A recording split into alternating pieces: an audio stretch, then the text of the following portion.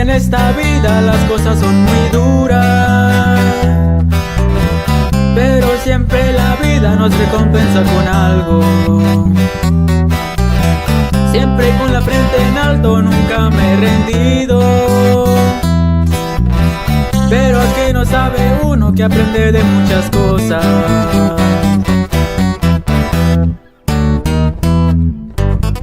He vivido tantas cosas que nunca se me olvida. La vida me ha enseñado a aceptar la realidad. Agradezco a las personas que siempre me valoró. Sé que voy en buen camino, le doy gracias a mi familia.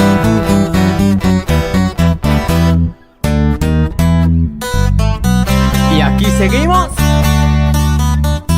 haciendo ruido, los plebes de la cruz. No soy muy adinerado, pero tampoco soy pobre. He aprendido de mi papá a ser siempre muy humilde. Tengo pocas amistades y sé que valen la pena. Siempre estando al servicio me ha ayudado a crecer.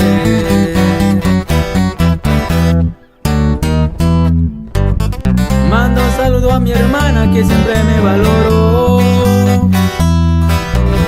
Ella sigue adelante luchando por su vida. Y mi familia entera reciba mis saludos.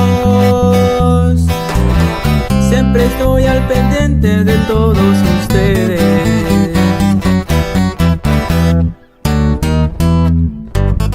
Sin olvidar a mi pueblo donde quedan mis raíces.